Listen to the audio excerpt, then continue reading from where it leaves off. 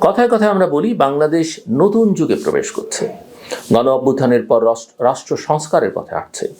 কিন্তু বাস্তবে রাষ্ট্রযন্ত্রের আচরণে কি সেই পরিবর্তনের ছাপ দেখা যাচ্ছে? 100 বছরের পুরনো একটা আইনকে সামনে এনে প্রশাসনের ভেতরে ভয় ও নিয়ন্ত্রণের সংস্কৃতি ফিরিয়ে আনার এই উদ্যোগ সময়ের সঙ্গে কতটা সামঞ্জস্যপূর্ণ সেটাই আজ বড় প্রশ্ন। ব্রিটিশ শাসকরা এই আইন করেছিল উপনিবেশ টিকে রাখবার স্বার্থে। তখন বিশ্বজুড়ে যুদ্ধ, গুপ্তচর বৃত্তি আর সাম্রাজ্য রক্ষার লড়াই চলছিল। উপনিবেশ ছিল শাসকদের সম্পত্তি আর জনগণ ছিল শাসনের বস্তু। সেই বাস্তবতায় রাষ্ট্রের তথ্য গোপন রাখা ছিল ক্ষমতা ধরে রাখার কৌশল। কিন্তু স্বাধীন বাংলাদেশের সংবিধান রাষ্ট্রকে জনগণের মালিকানায় দিয়েছে। এখানে রাষ্ট্রের মালিক জনগণ, রাষ্ট্রযন্ত্র কেবল তাদের সেবক। তবু আমরা দেখতে পাচ্ছি স্বাধীনতার অর্ধ শতাব্দী পেরিয়ে এসেও প্রশাসনিক মানসিকতায় সেই ঔপনিবেশিক ছায়া রয়ে আছে। তথ্য মানেই বিপদ, স্বচ্ছতা মানেই অস্বস্তি, আর প্রশ্ন মানেই রাষ্ট্রের বিরুদ্ধে ষড়যন্ত্র। আপনাদের স্বাগত জানাই আমি আমার কথা শুনবার জন্যে।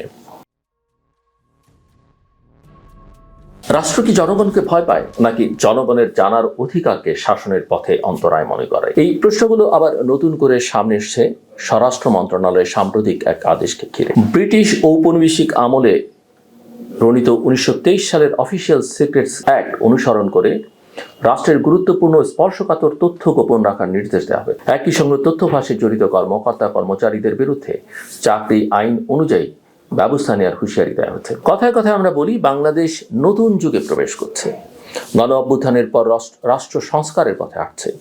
কিন্তু বাস্তবে রাষ্ট্রযন্ত্রের আচরণে কি সেই পরিবর্তনের ছাপ দেখা যাচ্ছে? 100 বছরের পুরনো একটা আইনকে সামনে এনে প্রশাসনের ভেতরে ভয় ও নিয়ন্ত্রণের সংস্কৃতি ফিরিয়ে আনার এই উদ্যোগ সময়ের সঙ্গে কতটা সামঞ্জস্যপূর্ণ সেটাই আজ বড় প্রশ্ন। ব্রিটিশ শাসকরা এই আইন করেছিল উপনিবেশ টিকে রাখবার স্বার্থে।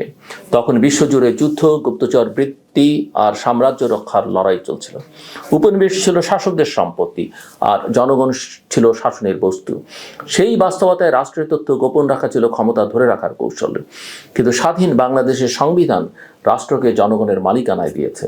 এখানে রাষ্ট্রের মালিক জনগণ, রাষ্ট্রযন্ত্র কেবল তাদের সেবক। তবু আমরা দেখতে পাচ্ছি স্বাধীনতার অর্ধ শতাব্দী পেরিয়ে এসেও প্রশাসনিক মানসিকতায় সেই ঔপনিবেশিক ছায়া রয়ে আছে।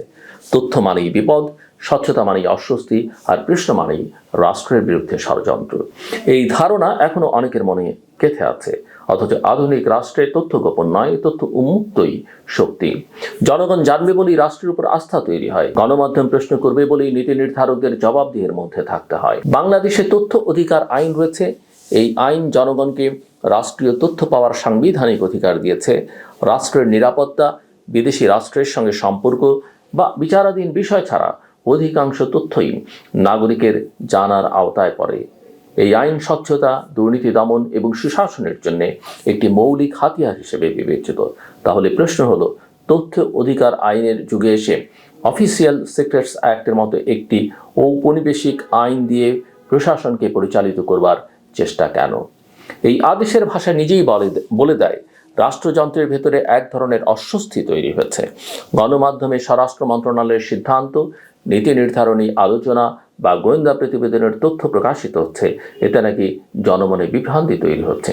কিন্তু বিভ্রান্তি কি তথ্য থেকে তৈরি হয়, নাকি তথ্যের অভাব থেকেই জন্ম নেয় গুজব ও অপপ্রচার? ইতিহাস আমাদের শিখিয়েছে, যেখানে তথ্যের প্রবাহ রুদ্ধ করা হয় সেখানে অন্ধকার বাড়ে, সন্দেহ বাড়ে, অবিশ্বাস বাড়ে। আইন শৃঙ্খলা ও নিরাপত্তা সংক্রান্ত খবর প্রকাশ কি সত্যিই রাষ্ট্রের জন্য হুমকি? বরং বাস্তবতা হলো গণমাধ্যমের অনুসন্ধানী প্রতিবেদন বহু ক্ষেত্রে প্রশাসনকে সতর্ক করে, নীতিগত দুর্বলতা চিহ্নিত করে এবং সংস্কারের পথ দেখায়। দুর্নীতি, চাঁদাবাজি, মাদক, সন্ত্রাস কিংবা সীমান্ত পরিস্থিতি নিয়ে গণমাধ্যমের রিপোর্ট রাষ্ট্রকে সিদ্ধান্ত নিতে সাহায্য করে। এই তথ্যগুলো গোপন করে রাখা হলে রাষ্ট্র নিজেই অন্ধ হয়ে পড়ে। অন্যদিকে এই আদেশ প্রশাসনের ভেতরে একটি ভয়ের সংস্কৃতি তৈরি করছে। এক একটি নথির অনুলিপি বহু দপ্তরে যায়, বহু হাতে ঘোরে। কোথা থেকে তথ্য বের হলো তা নির্দিষ্ট করা প্রায় অসম্ভব। তবু দায় চাপবে মাঠ পর্যায়ের কর্মকর্তা কর্মচারীদের উপর। তারা সিদ্ধান্ত নেবেন না, ফাইল আটকে রাখবেন, ঝুঁকি নিতে চাইবেন না। এর ফলে প্রশাসনিক গতিশীলতা কমবে, সিদ্ধান্ত গ্রহণে জড়তা আসবে, আর সেবা প্রাপ্তির ক্ষেত্রে জনগণই ক্ষতিগ্রস্ত হবে। এই মানসিকতা নতুন নয়। ডিজিটাল নিরাপত্তা আইন, বিশেষ ক্ষমতা আইন কিংবা নানা ধরনের বিধিনিষেধের মাধ্যমে গত 1 দশকে আমরা দেখেছি কিভাবে মত প্রকাশের পরিসর সংকুচিত হয়েছে। সাংবাদিক, লেখক, শিক্ষক, এমনকি সাধারণ নাগরিকও মামলা আর হয়রানির শিকার হয়েছেন। সেই অভিজ্ঞতা এখনো টাটকা। গণ অভ্যুত্থানের পর মানুষ ভেবেছিল হয়তো এবার রাষ্ট্র নতুন করে নিজেকে আবিষ্কার করবে, হয়তো এবার শাসনের বদলে সেবার ধারণা প্রতিষ্ঠিত হবে।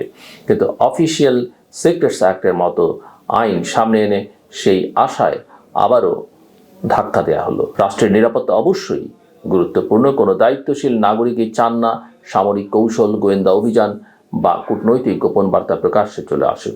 কিন্তু রাষ্ট্রীয় নিরাপত্তা সংজ্ঞা যদি এতটাই বিস্তৃত হয় যে প্রশাসনিক সিদ্ধান্ত, নীতিগত আলোচনা বা দুর্নীতির তথ্য গোপনীয়তার আওতায় পড়ে যায়, তাহলে সেই নিরাপত্তা শেষ পর্যন্ত গণতন্ত্রের শত্রু হয়ে দাঁড়ায়। বিশ্বের উন্নত গণতান্ত্রিক রাষ্ট্রগুলো উন্মুক্ত তথ্য নীতির পথে হাঁটছে। যুক্তরাষ্ট্র, যুক্তরাজ্য, ভারত সব দেশেই ফ্রিডম অফ ইনফরমেশন অ্যাক্ট বা রাইট টু ইনফরমেশন আইন রয়েছে। রাষ্ট্রীয় নথি নির্দিষ্ট সময় পর উন্মুক্ত করবার বাধ্যবাধকতা রয়েছে। নাগরিকেরা জানেন কোন মন্ত্রণালয় কি সিদ্ধান্ত নিয়েছে, কোন খাতে কত টাকা খরচ হয়েছে, কোন প্রকল্পে কি অনিয়ম হয়েছে। এই স্বচ্ছতাই রাষ্ট্রের শক্তি। বাংলাদেশের জনপ্রশাসন সংস্কার কমিশনও উন্মুক্ত তথ্যনীতির কথা বলেছেন। তারা অফিসিয়াল সিক্রেটস অ্যাক্ট ও সাক্ষ্য আইন যুগোপযোগী করার সুপারিশ করেছে। কারণ দুর্নীতি কমাতে হলে, জবাবদিহি নিশ্চিত করতে হলে তথ্যের অবাধ প্রবাহের বিকল্প নেই। কিন্তু বাস্তবে আমরা দেখছি উল্টো প্রবণতা। প্রশাসন যেন আবার পুরনো দেয়াল তুলে নিজেকে জনগণ থেকে আলাদা করতে চাইছে। এই প্রবণতা শুধু প্রশাসনিক সমস্যা নয়, এটা রাজনৈতিক সংস্কৃতির একটা প্রতিফলন। দীর্ঘদিন ধরে ক্ষমতা কেন্দ্রীভূত ছিল, প্রতিষ্ঠান দুর্বল ছিল, আর ব্যক্তি নির্ভর শাসনই ছিল বাস্তবতা। সেই বাস্তবতায় তথ্য ছিল ক্ষমতার হাতিয়ার। কে কি জানবে, কে কি জানবে না, এটাই ছিল শাসনের কৌশল। গণ অভ্যুত্থান সেই কাঠামো ভাঙার স্বপ্ন দেখিয়েছিল। কিন্তু কাঠামো ভাঙতে হলে শুধু সরকার বদলালেই হয় না, মানসিকতা বদলাতে হয়। আজ বাংলাদেশ এক অন্তর্বর্তী পর্যায়ে দাঁড়িয়ে। রাজনৈতিক বৈধতা, রাজপথের জনমত আর প্রাতিষ্ঠানিক কর্তৃত্ব সবই প্রবহমান। এই সময় রাষ্ট্রের সবচেয়ে বড় প্রয়োজন জনগণের আস্থা। আর আস্থা তৈরি হয় স্বচ্ছতা থেকে, ভয় থেকে নয়। জনগণ যদি মনে করে রাষ্ট্র কিছু লুকোচ্ছে, কিছু চাপা দিচ্ছে, তাহলে সন্দেহ বাড়বে, ক্ষোভ বাড়বে, দূরত্ব বাড়বে। রাষ্ট্রকে বুঝতে হবে গণমাধ্যম শত্রু নয়, প্রশ্ন করা রাষ্ট্রের বিরুদ্ধে ষড়যন্ত্র নয়, সমালোচনা রাষ্ট্রদ্রোহ নয়। এগুলো গণতন্ত্রের স্বাভাবিক শ্বাস প্রশ্বাস। এই শ্বাসরোধ করা হলে রাষ্ট্র হয়তো কিছুদিন নিঃশব্দ থাকবে, কিন্তু ভেতরে ভেতরে জমবে ক্ষোভ, জমবে বিস্ফোরক শক্তি। অফিসিয়াল সিক্রেটস অ্যাক্টের মতো আইন দিয়ে রাষ্ট্রের দেয়াল উঁচু করার চেষ্টা ইতিহাসে কখনো সফল হয়নি। পাকিস্তানের সামরিক শাসন, মিয়ানমারের জান্তা কিংবা শ্রীলঙ্কার জরুরি আইন সব উদাহরণই বলে তথ্য গোপন করে রাষ্ট্র টিকে থাকে না, বরং ভেঙে পড়ে। টিকে থাকে সেই রাষ্ট্র যে নিজের নাগরিককে বিশ্বাস করে আর নাগরিককে জানার অধিকার দেয়। বাংলাদেশ এখন কোন পথে যাবে সেটাই বড় প্রশ্ন। আমরা কি আবার 1923 সালের মানসিকতায় ফিরে যাব, নাকি 2026 সালের বাস্তবতায় দাঁড়িয়ে একটি আধুনিক, স্বচ্ছ ও জবাবদিহিমূলক রাষ্ট্র নির্মাণ করব? রাষ্ট্র যদি জনগণকে ভয় পায়, তাহলে সেই রাষ্ট্র কখনো শক্তিশালী হতে পারে না। শক্তিশালী রাষ্ট্র গড়ে ওঠে জনগণের আস্থার উপর, আর সেই আস্থার ভিত্তি হলো সত্য ও স্বচ্ছতা। আচ্ছা, সময় এসেছে সিদ্ধান্ত নেবার। রাষ্ট্র কি দেয়াল তুলবে, নাকি জানালার কপাট খুলবে? জনগণের চোখ বেঁধে রাখবে, নাকি আলোয় দাঁড়াতে শিখবে? ইতিহাস শেষ পর্যন্ত এই প্রশ্নের উত্তরই লিখে রাখবে। আমার কথা শুনবার জন্য অসংখ্য ধন্যবাদ। আপনাদের সবার জন্য শুভকামনা।